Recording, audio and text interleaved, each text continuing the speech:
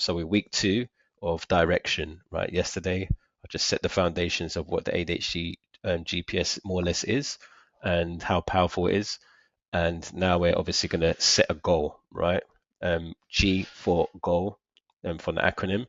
And also, what we did last week, for anyone that's new here, we done awareness, which was the week around awareness. And we was identifying certain things and setting the foundations for this challenge for the first 5 days. And we're now into week 2, right? So let's get into it. So there's a 4-step ADHD goal setting framework that I use. And we're going to use wellness as the focus. It's one of the members in the community who actually gave me her goal.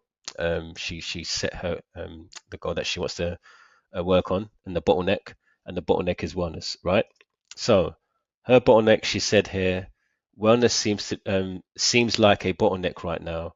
Every week I say I'm going to start, then another week passes with nothing done, right? So let's unpack that a little bit. So when we work on bottlenecks, we get much more further in the journey, and we obviously a bottleneck is something that's stopping us from doing something. So imagine you resolve that bottleneck, you then start doing the thing, right?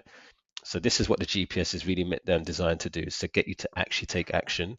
So I'm going to show you now an example of, first of all, I'll just say that this is an integrity thing, right? Is that we say something, yeah, do you know what? And you sign up to the gym and everything, we've got everything's all done, right? We've signed the contract. Then we just don't show up because life happens, right? But then in the back of our mind, we're just nagging at ourselves that when like we're self-sabotaging because we're then telling ourselves that we signed up, but we're still not using the gym, we're still paying for it, and it just starts going down this loophole of like just making yourself feel wrong and all this stuff, right? When all that energy could be going into just doing the actual workouts in the gym, right? And reserving a lot of that space for more projects and more ideas and just more peace of mind, right? So obviously the desired shift that she's looking for is I want to start working out regularly and I have a program. So she has one. See what I'm saying earlier? Like, look, she has one. I just need a manageable schedule and momentum, right? So this is a very clear bottleneck, and this is something that definitely is doable. Once she's done this GPS, it'll be making much more sense how easy it is to just do this. But of course, this is a very good example. I'm glad I'm using her one because what this really comes down to is that it's the intentionality that we're looking for. We're not optimizing for perfection. And this is the 4 steps that I'm talking about in the framework or the formula that you want to call it. A is for affirmation, D is for desire, and that's your why. So you have to connect to the reason why you desire this in the first place. The habit, that's the identity that someone who is actually doing this and actually showing up and has this in their life and they're doing this, what are they doing differently to you? So if someone's being consistent with this, like what is it that they're doing that you're not doing? What's the difference? Right. And then there's deadline. Like when do you want that identity of or that result, the proof of that happening, right? So I'm going to show you now. A, affirmation, like I said. This is an example. For Jacqueline, she doesn't even have to use this as an example, right? But this is an example for wellness that could be used, right? If you've got the same thing, if maybe it's wellness for you, right? I am someone who shows up for my body because it deserves movement, right? That could be an affirmation. Just find one that fits your needs, right? This builds self-trust before the routine even starts. Like you need to just start just adopting this. Like this is it. This is why. This is the affirmation. Like this is like it's already happening. I'm already present. Like yeah, I'm already doing it. Like you got to state it like you're ready. I'm not going to the gym. I go to the gym, right? You kind of got to change the wording. Yeah, I'm hoping to go to the gym. Like this is how we're speaking something. Yeah, I'm hoping. Yeah, hoping to start that business next week. Look, man, you've started the business. The business is running, right?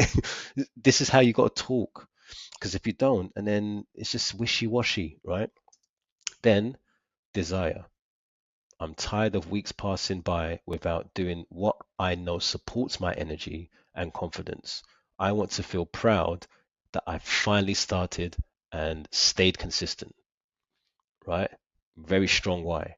Obviously, tweak it to your liking. This connects directly to the pain associated to this, right? And the motivation as well, right?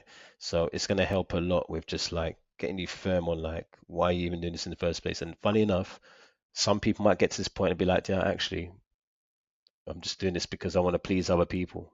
I'm a people pleaser. Yeah, maybe I shouldn't do it. Yeah, my why is not strong enough. My why is just literally for other people. Like, and then you might just end up saying, you know, I'm going to delete that, right? So this is really powerful because it will determine whether you should actually follow through on this. And then habit, like I said, habit is the identity that is attached to someone who does that. So what does someone do who is healthy and's got, you know, like it looks after their body? Like what does someone like that do? Like they probably prepare their bag from the night before, right? They probably have their shoes at the door. They wake up, they probably do it in the morning, first thing in the morning, because they don't want to like, you know, after work time make the excuse that oh I'm too tired. Like they just want to get out of the way, right? Maybe that's the habit, right? You need to think about that. Or even furthermore, just think about you are doing this, like what do you want that to look like? What do you want that to look like for you? Like, yeah, maybe you're not doing that right now, but if you were doing it, like what do you want that to look like, right? What's the habits that you're going to be doing? So I'm the kind of person who moves my body 3 times a week, even when life gets distracting, right? We're not trying to get perfection right now, right? We're trying to make progress, right? And consistency is just progress. Progress on the thing that you said you're going to do. That's it. Like, it doesn't have to look perfectly the same every day. Like, yeah, I woke up, I did this every time. But, like, you know, this like rigid routine stuff, like, it's not for ADHDers, man. Like maybe tomorrow we want to spice it up a little bit, make it a bit different. Like we can still make it different and still show up, right? We don't have to make it same over and over again. Boring, right? We're not boring. We're adventurous, we're courageous, we're action takers, we're risk takers, we're creative. Like we just got so much that we can give, right? Don't make a rigid routine or a rigid way of someone doing things or a neurotypical way of thinking of things stop you from just doing the way you like doing it, right? You might have a process that actually really works for you, makes you consistent, but just because other people don't adapt to it, you're just going to not do it. Like, yeah, kind of. That's why awareness is really important for me to adopt because, like, there's a pendulum right there. Like, morning routine is supposed to look like this: wake up 5 a.m. No, like maybe you need to wake up 9. Maybe your one's 9. Maybe your one's not 5, right? It's crazy. Pendulums, right? And then deadline, of course. So by the end of next week, so in the next 4 weeks, you could say here, I will have completed 12 workouts, right?